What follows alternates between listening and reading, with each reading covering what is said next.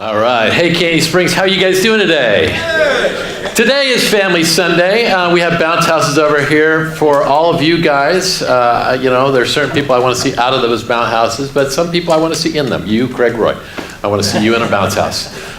We do this every once in a while. In fact, when we were just starting, we used to do Family Sundays all the time. And some of the early things we did, we had llama rides one time for a Family Sunday. We had a balloon guy that did all kinds of balloons, which we thought was a really great idea. Have you guys ever done balloon animals? Had your kids do balloon animals? Positive experience? Yeah, until what?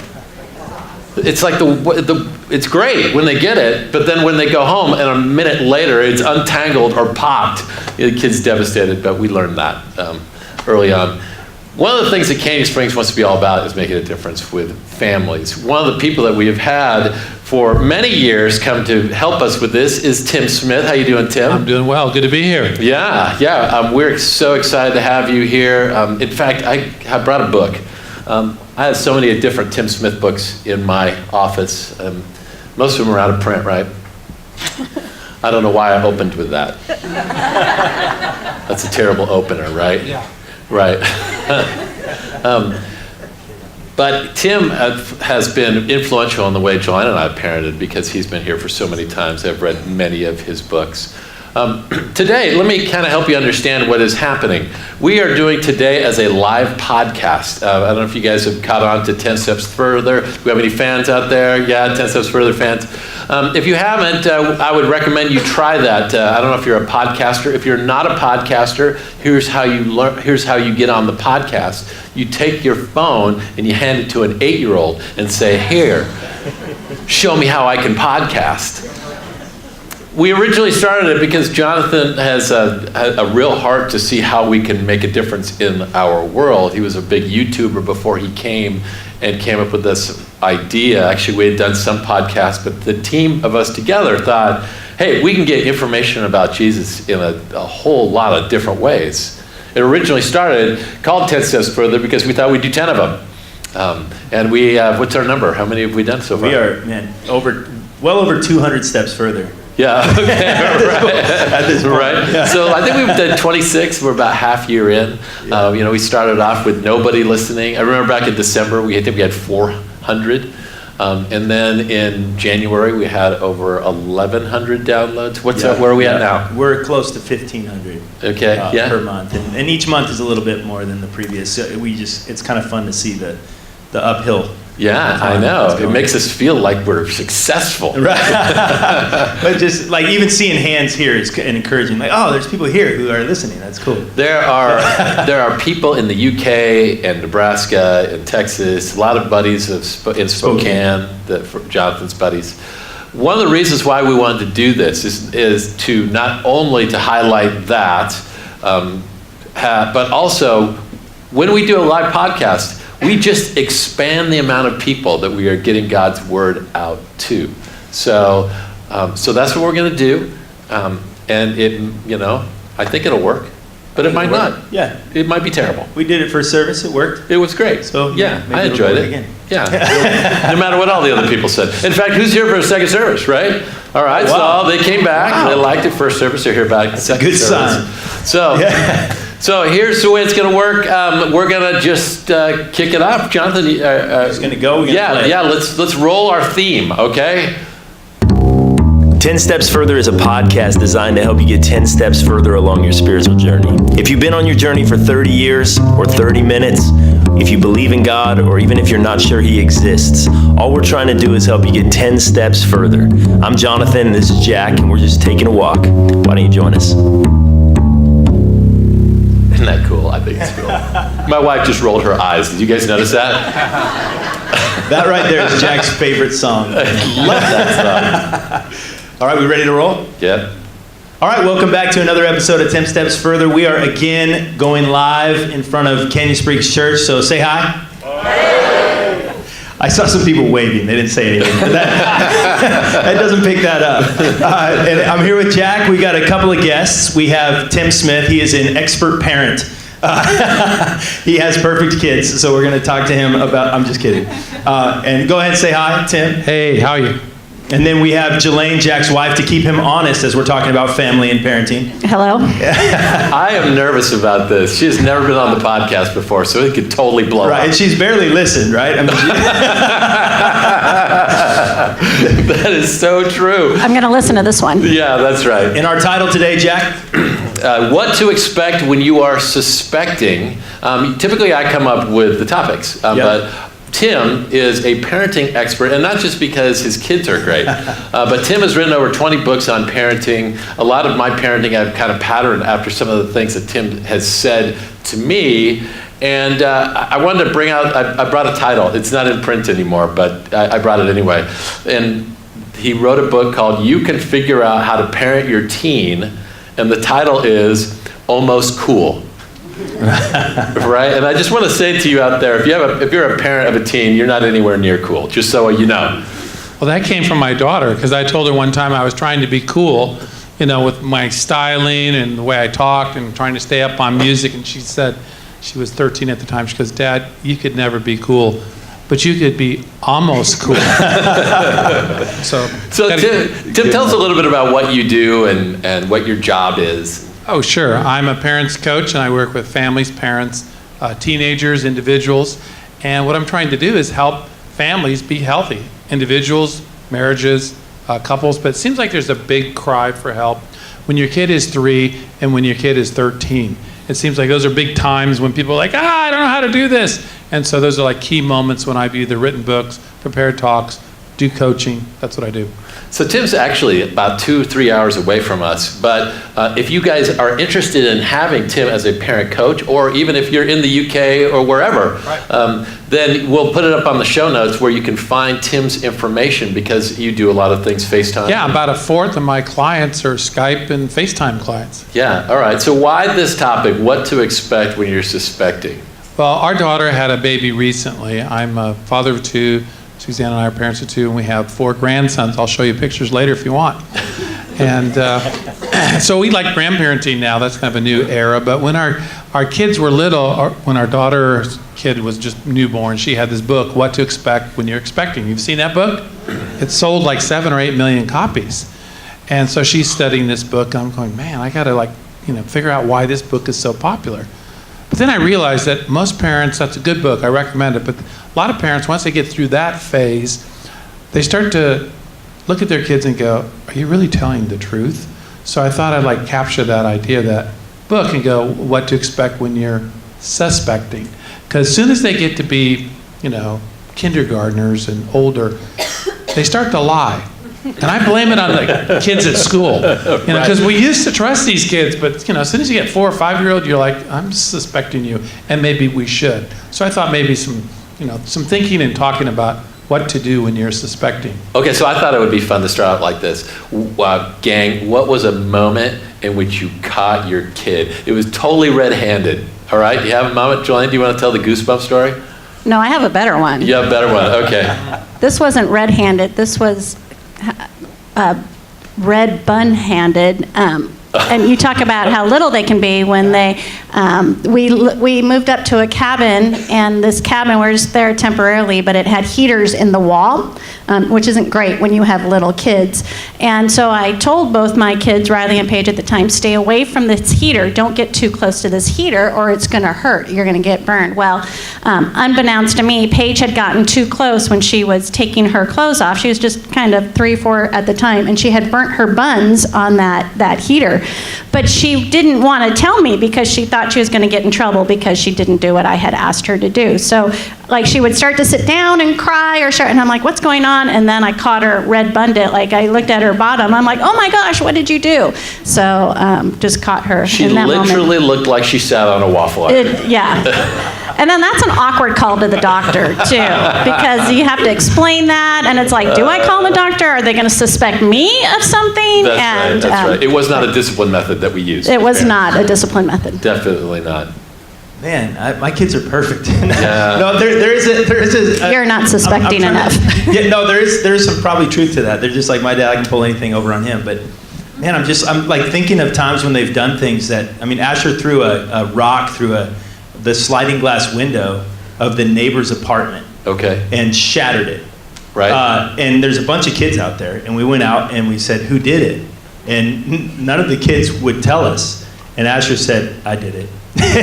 So we have, so I guess I probably trust them too much because they're just full on do your words, Dad. Man, I don't know. I feel so intimidated as a parent right now. Because our kids are lying to us all the time. Guys ever let your kids read the Goosebump books? All right, they're these scary books. But I had a kid, my oldest, he was very sensitive to evil, right? So we said no Goosebump books because it's not going to be good for you. Like we used to go into Party City in the back where they had all the costumes at Halloween, and he couldn't go back there. We'd go back there and he would get physically sick. Sick to his stomach. So he said, no Goosebump books. So one day we come home, we're looking through the mail, and there we open up something from the library that said that he had checked out a Goosebump book while he was on a school trip.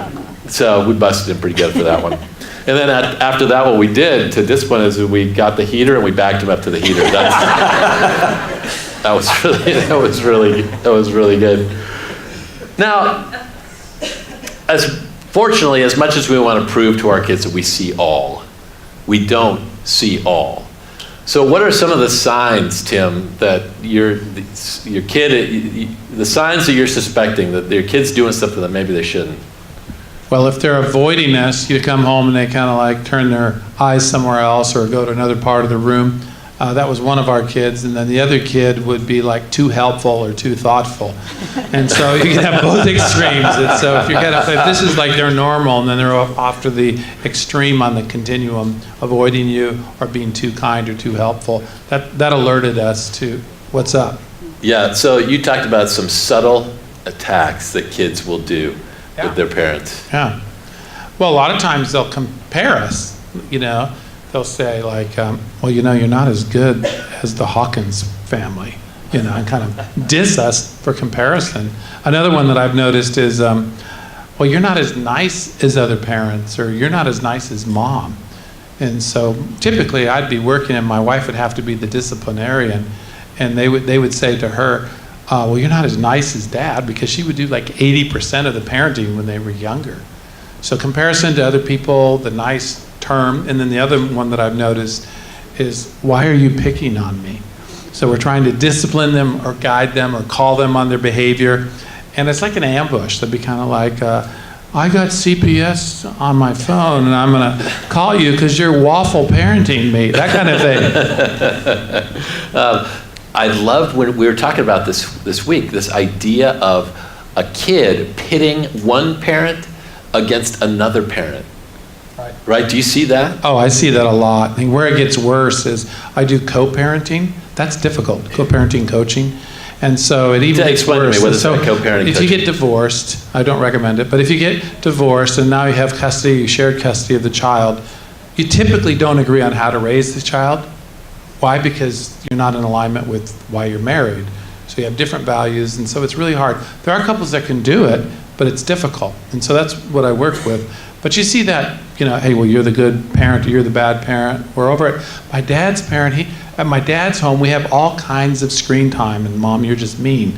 And so that kind of comparison is really, difficult. But you don't have to be divorced to have that kind of pain going on. So what we work on, even if there's two parents in the home, is trying to get parents aligned with each other. And so this is what you could say is, yeah, I know you think that, we're going to be on two different pages, but we've already talked. That's why you have a bedtime. You go to bed at 8 o'clock, and then we stay up for a couple more hours, so we have this whole conspiracy of alignment. We're together. And isn't what you're saying, that a child will do that? It's a manipulation. Oh, it's clearly to understand that a child is saying that not because they really think you're a bad parent or you're this is better, but they're trying to manipulate the circumstances to get what they want. Right. Too. And I think to understand that as a parent can make you stronger in your commitment to, hey, we're in alignment and we're doing it because we want what's best for you. Exactly. Right. Our kids used to say to us, I think it was Riley who came up and said to us, if you want a snack, you ask Mom. If you want to play a video game, you ask Dad. Because they knew who'd win, right? How they could get what they wanted. They subtly figure out how they're going to manipulate you and all that. Of course, none of that's happening in your house, right, John? Well, I see a lot of it's one of our discussions that we have at home. I see the kids will beg Sandy, and then they will barely ask me. Ask your dad, but she can say no 1,000 times, but me once no is enough. And so I've seen there definitely is a ask mom, and then some, it's just kind of funny because I don't always say no. I sound really harsh and mean, but I have one answer, and then that's the end of it, and it never changes. And then so I'll talk to her about just like, well, they do that because you change your mind far more often than I change my mind, so they won't keep asking me. Right, and this never goes away, does it? No, Younger, it keeps up. older. What's the difference between younger manipulation and older kids manipulating? It becomes more vicious. Yeah. They become more refined because they talk to each other. So they go to middle school and high school and they swap stories. And I use this manipulative, device on my parents, and they swap ideas. They may not be studying their homework, but they're studying how to manipulate you. Which is, if you don't believe in the sin and depravity, then just wait till you have a middle schooler and they pull that off. Then you start to believe it. It's pretty easy. So really, what we're talking about is discipline. Exactly. Right. So take us there. What are some things? I was an expert in discipline, and when I was an expert in disciplining kids, nobody knows. Before I had kids. Before we had kids, we were experts. We could play pin the verdict on the child, going through the mall. Oh, yeah, I would never do that. But, man, it's hard. Tim, did you write any books about parenting before you had kids, or was that? No, I didn't need to. Yeah. I didn't have the pain. I wasn't even thinking about writing a book on parenting until our daughter Brooke was 3 years old. And my wife called me and said, "Are there boarding schools for 3-year-olds?" And I said, "I don't know. I'll look into it." And I said, "Why?" And she goes, "I don't want to be her mom anymore." And this is true. This is exactly true. And I go, "That's kind of a problem, because she was a social worker. So you can't just turn the kid back in. Is there a refund on this?" I mean, she's a terribly strong-willed child and now adult. So it's kind of like if you're raising a strong-willed child, if you don't, kill them, they turn into be wonderful adults. I'm joking. Don't report me to CBS. Because that... this is going out to thousands of people right now. Yeah. So the waffle, the CBS. Anyway, Brooke was so willful, everything that we tried didn't work. And so I finally figured out something that worked. My wife and I, Suzanne, tried it together. But that was the key, is we had to get alignment together, like what are we going to do? So we said we got to have a consequence for her disobeying us. We have to have a consequence for her hitting us and her sister. We have a consequence for her lying, and she's really strong, and for like beating us up. I mean, the hitting wasn't just one thing, but she would go have a temper tantrum. So we needed to fix that. So once we figured out a consequence that we could talk to her about and say, we want you to be kind, we don't want you to hit anybody, and if you can do that, here's your reward, and if you can't, then you're going to lose this thing that you want.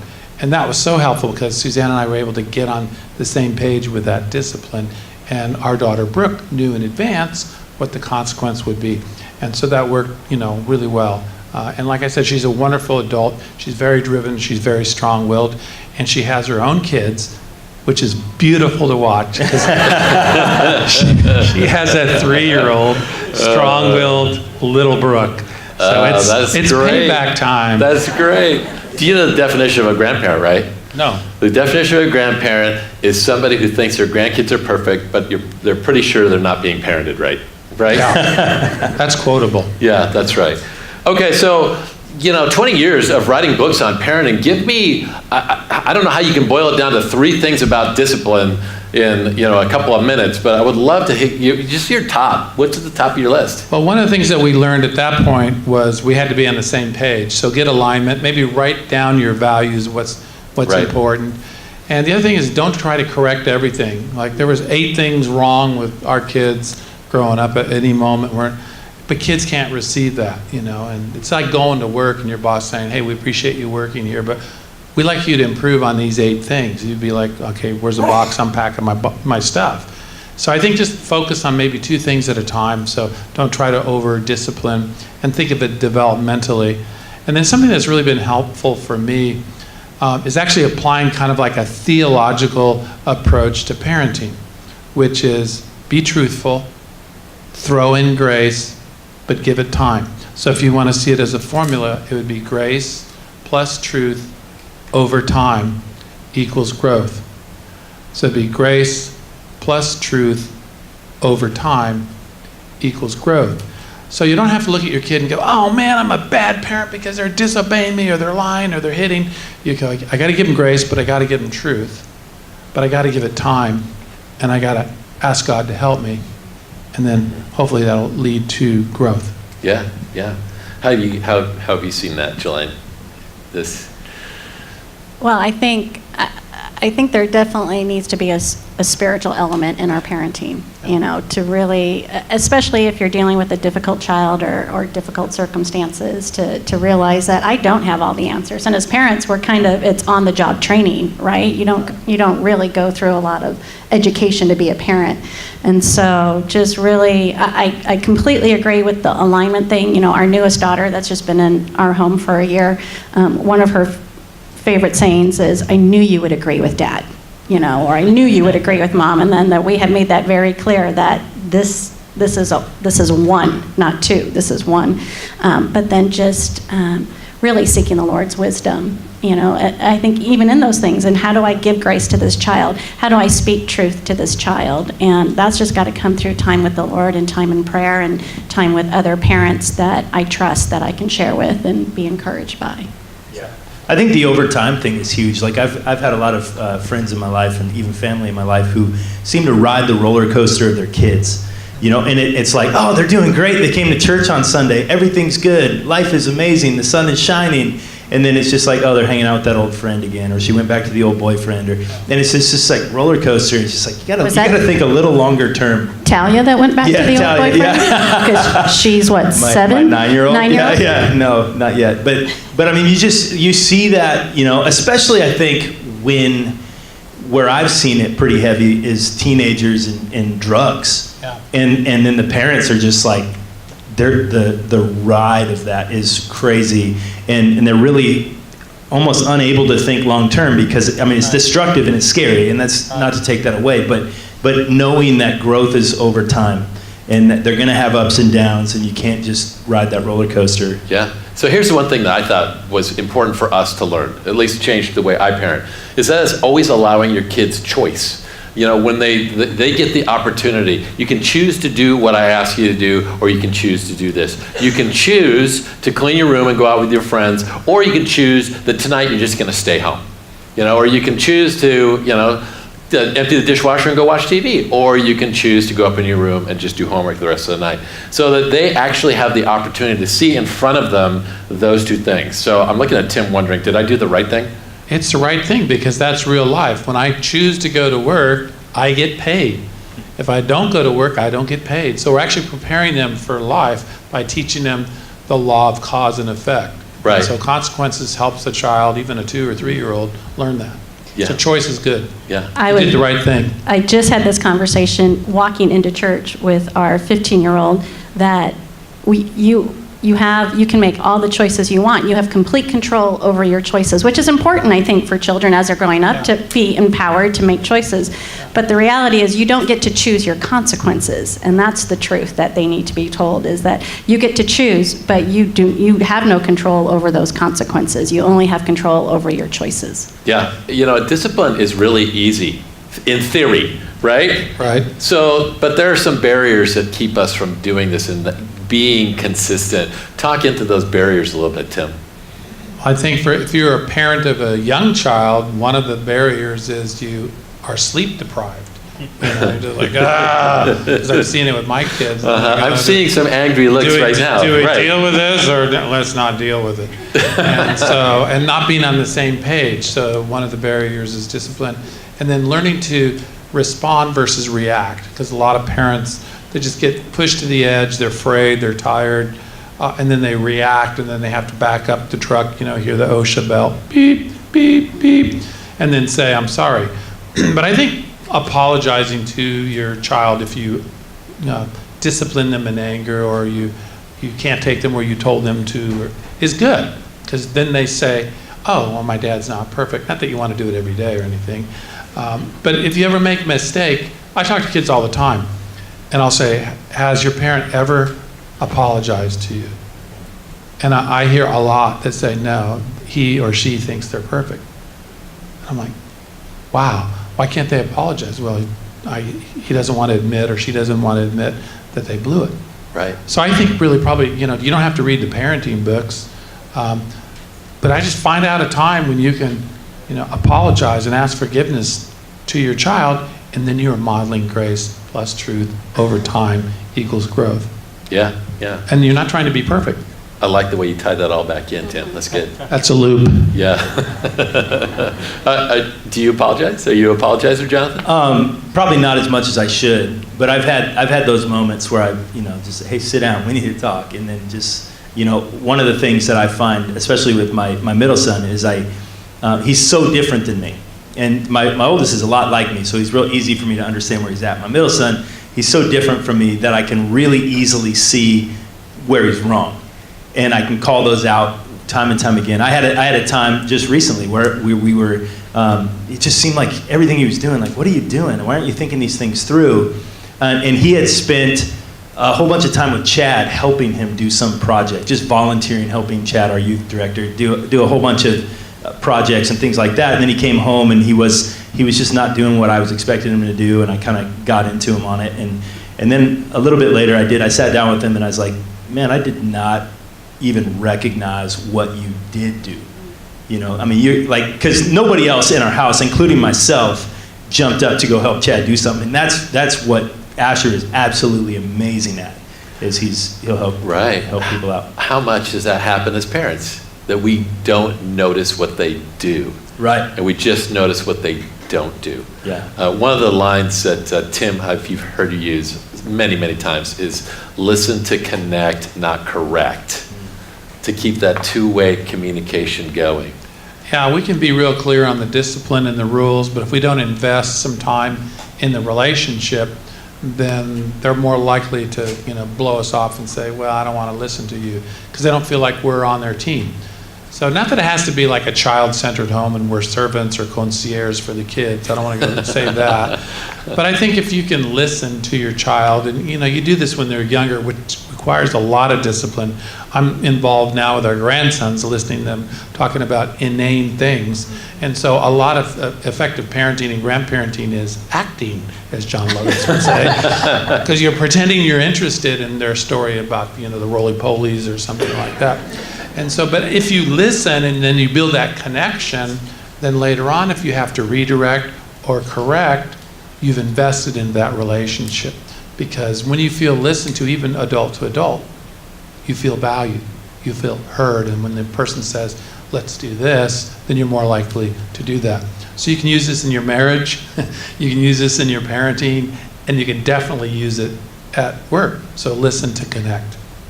And I think, we use the word discipline, and we also often think punishment. And I think we can also see that discipline can be a very positive role in our parenting with our children.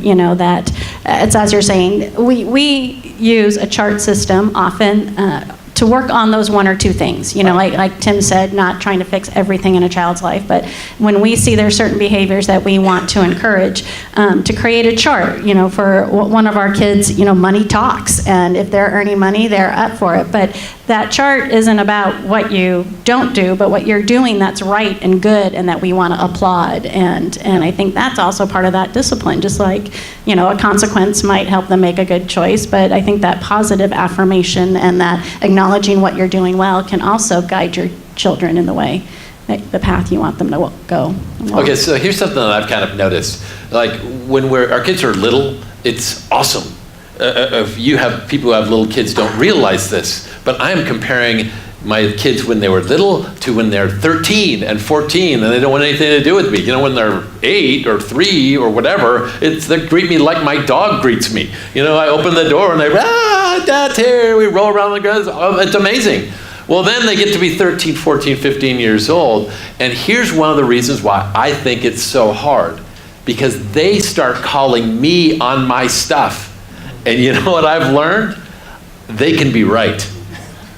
They ain't always right, but they can be right. And so it is my job to listen. It's my job to understand. It's my job to ask forgiveness when I've done something dumb. Anything else as far as discipline goes that you think is really important? Do we miss anything, Tim? Well, I like the idea of moving from punishment to discipline to discipleship. It's a continuum. So the long-term view is we don't want to just like find a kid doing something bad and punish him for it.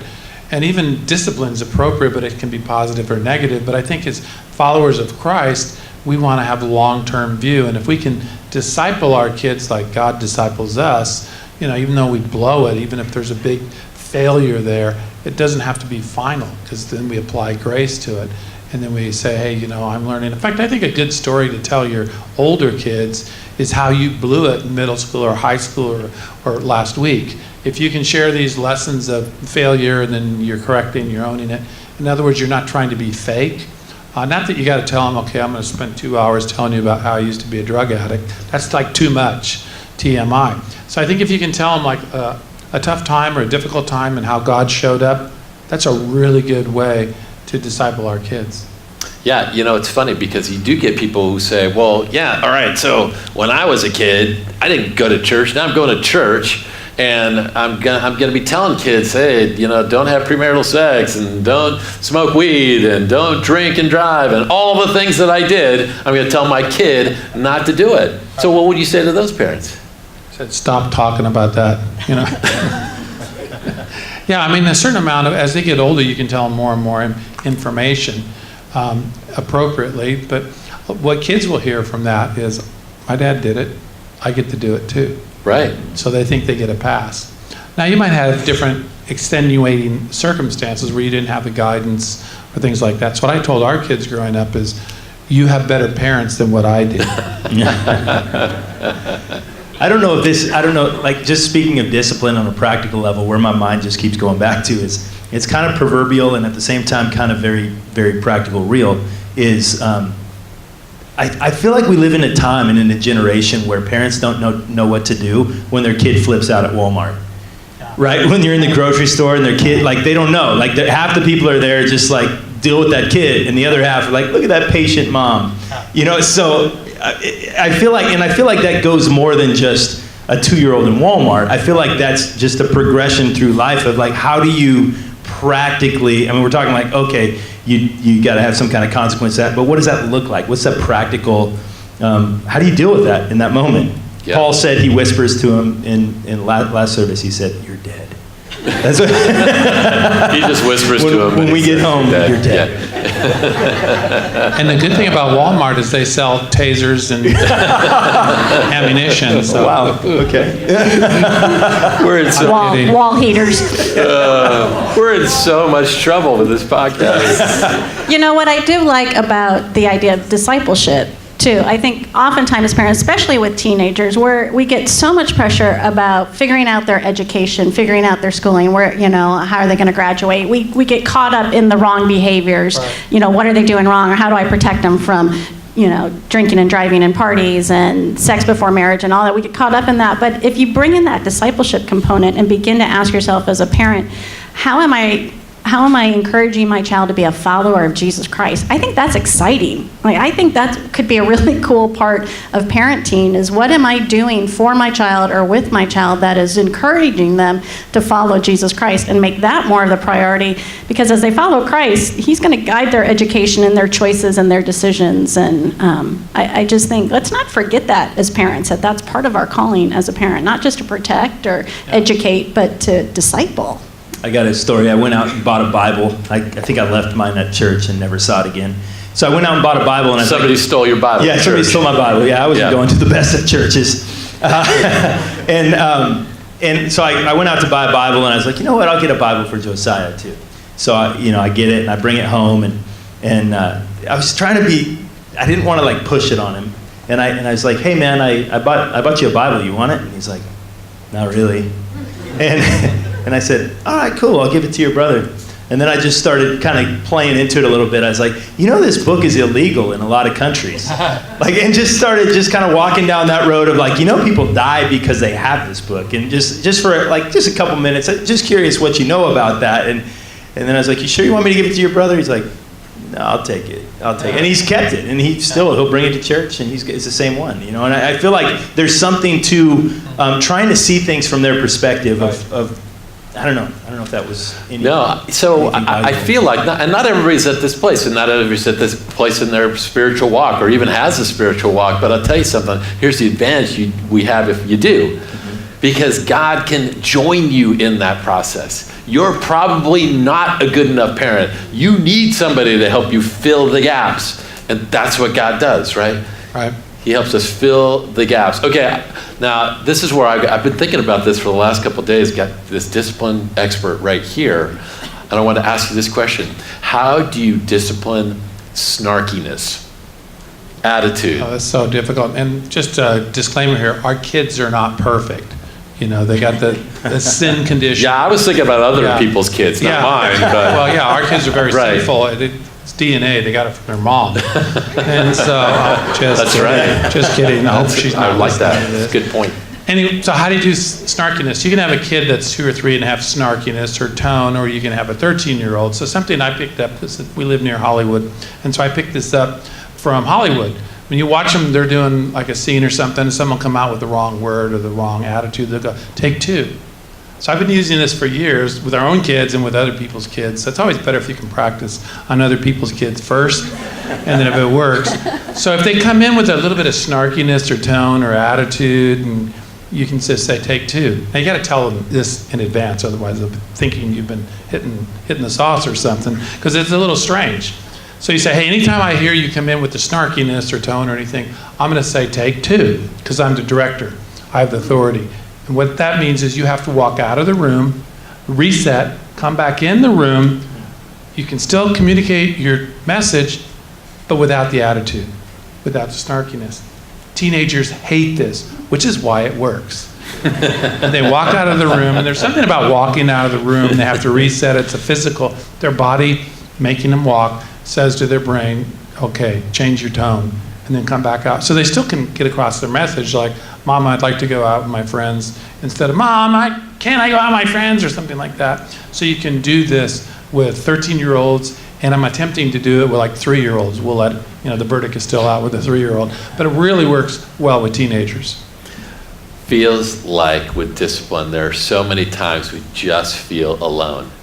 And I feel for that person that is a divorced person that has to do it all by themselves with somebody that's on the other side that's not listening, right? Any wisdom for that person? Well, the advantage of being divorced or single is you just have to get your own mind around how you want to parent, Right. Unless you're having custody. But single parent, there's a real advantage there sometimes, because you can just get your own plan. But if you're in a home where you aren't aligned with your spouse and you're fighting about little things all the time, it's really hard to get alignment. Yeah. So try to go for the top values. And like Shalane was saying, there's some things that everybody agrees with. They're transferable values that pretty much every culture agrees with. Honesty, kindness, those kinds of things. Start there. So even if you have 2 different homes or 2 different parents that don't agree on a bunch of stuff, there are 2 or 3 things that I think pretty much everybody agrees on that you can start with. So you start with what you're aligned with. So it can be very lonely, even if you got 2 parents in the same house. Yep. How do you get to the place where you don't feel like you're parenting alone? How do you get back up with this idea of discipline and watching out for your kids? Yeah, well, we have some good friends, and we're ahead of them in raising their kids. But we get together with them and we commiserate on Friday nights, because they have 4 teenagers. Some are adopted, some are biological. And so they just come on over and we just talk about, and we're all writers. There's they and me. And I said, I was thinking about writing a book. And they go, we too. And we want an authentic book out there. And so we've been, talking about this book title that we've been working on called The Disappointed Parent.